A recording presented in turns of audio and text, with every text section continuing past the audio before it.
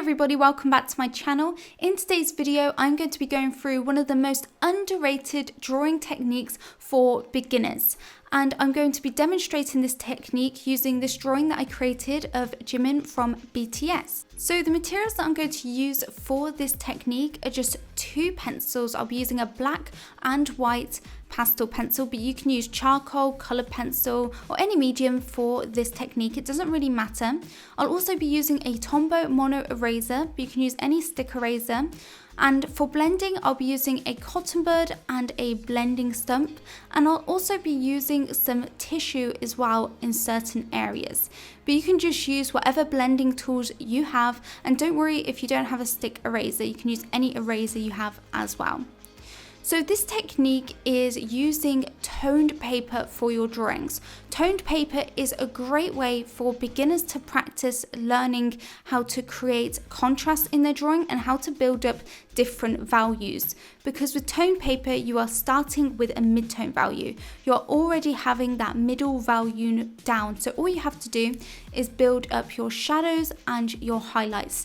And this is a really good challenge and a great way to practice building up your shadows and your highlights to really make your drawing pop.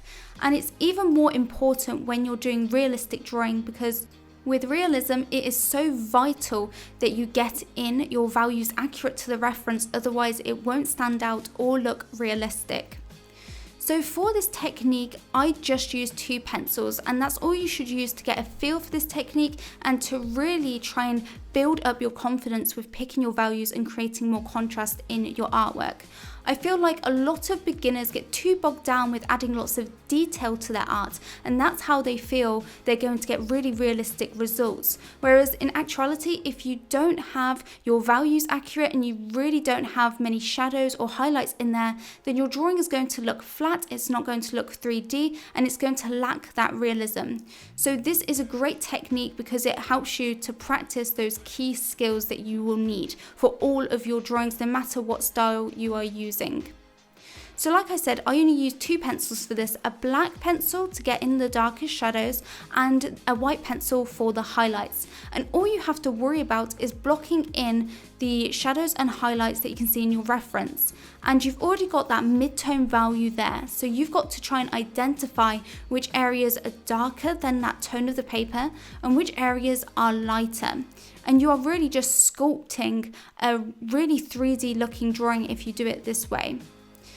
So I'm using pastel pencils, but you can use charcoal pencils, colored pencils, whatever you want. It really doesn't matter. All that matters is that you have a white and a black pencil. That's all that matters.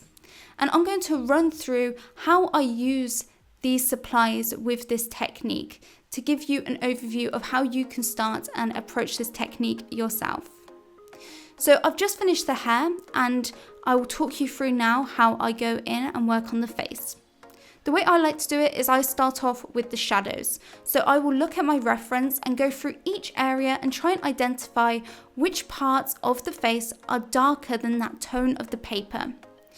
And normally that will be the eyebrows, the eyes, especially the pupils and the nostrils and parts of the mouth, but it really depends on your reference. Now, it's so important that you don't go in and cover every inch of this paper with your pastels or your pencils, because the whole point is that you want to utilize the tone of the paper and only be adding your pencils to the areas that are really dark in your reference and really bright. So I started off by filling in the eyebrows and the eyes, and I blend out the shading as I go using a cotton bud, especially for the skin, or for little details like the eyes, I use the blending stump. And this helps to really smooth out the pastel, and it gives you a really nice smooth look without any graininess. And this really helps with the realism as well. And then once I've done that, I decide whether I need to go and build up a second layer of shading, still using that black pencil, or whether it's fine as it is. Sometimes I don't even add pastel directly to the paper. I just simply use any excess that's left on the cotton bud or the blending stump to help add a really subtle shadow to any areas of the skin, particularly like the contours of the skin on the nose, on the tip of the nose, anything like that. For example, I'm just using the charcoal, the pastel on the blending stem to add some shading to the lips. And this is a great way to get those really smooth values without having to worry about getting any graininess and grainy shading on the paper. I'm using the pastel pencil to darken up the center line of the mouth and the outer corners, and also to add some shading to the top lip as well.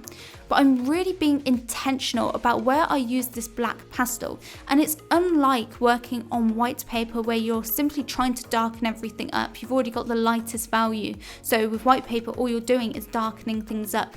With this paper, you will need to add your highlights and you'll need to only darken certain areas. So this is a great way to practice contrast, because with white paper, you can't go any lighter. So you really have to try and preserve your highlights, whereas with this, you can intentionally add them in using your pencils.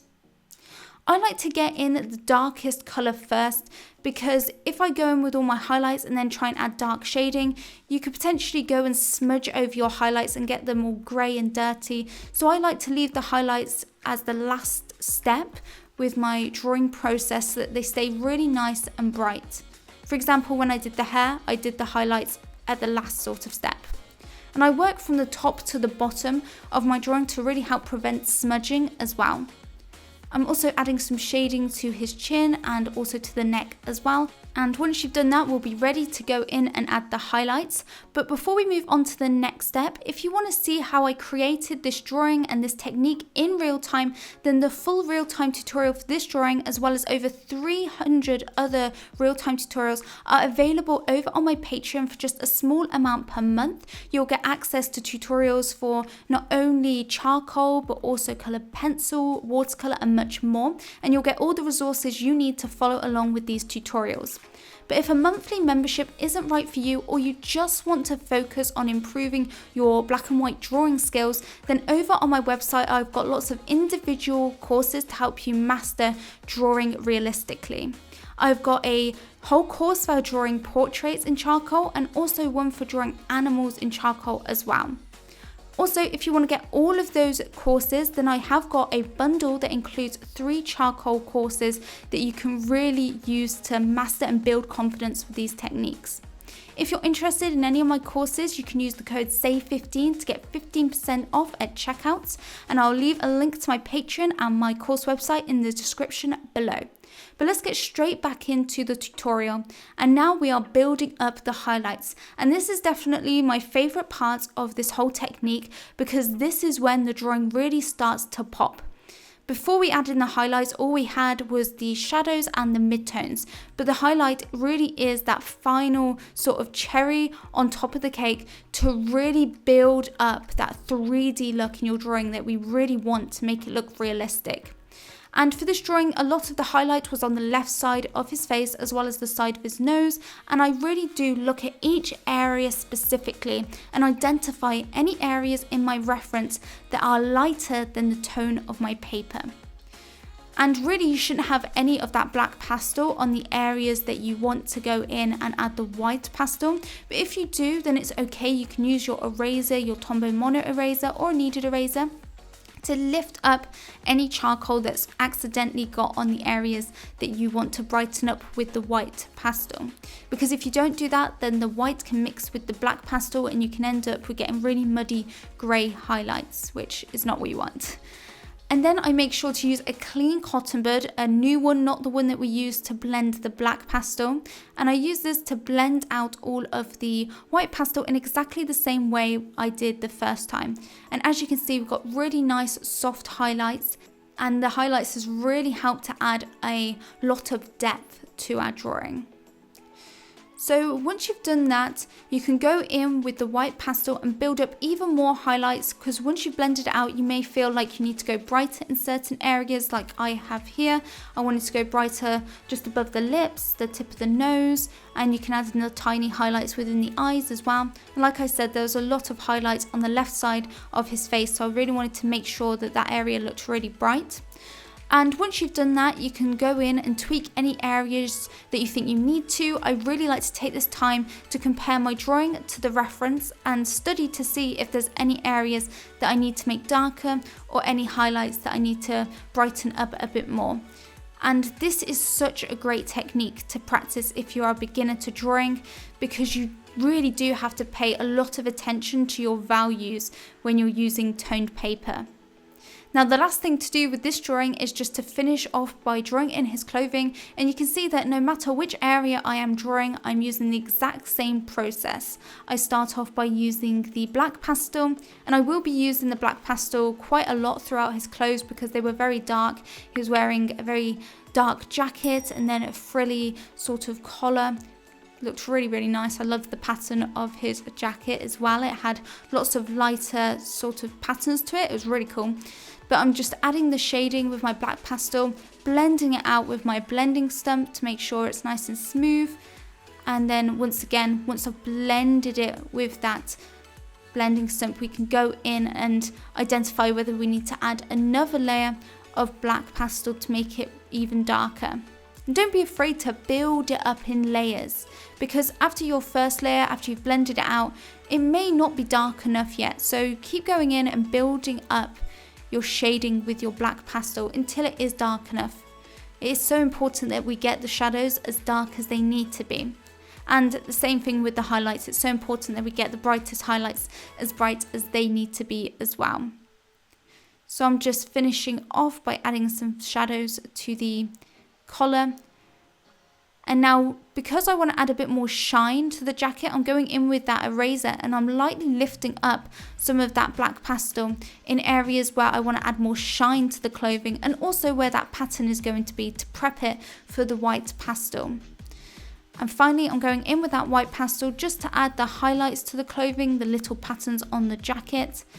And that is pretty much it for this tutorial and for this technique. I really recommend giving it a go. And if you do, I'd love to see your work. You can tag me on Instagram and I'd love to see what you guys create. I'll leave my Instagram in the description as well, and it will be in the end screen. But thank you guys for watching. I really hope you enjoyed the video. If you did, please give it a thumbs up and subscribe if you're new around here, and even tick that bell icon so you do get notified on my future videos. But that is it from me, and I'll see you guys in the next video. Bye everybody.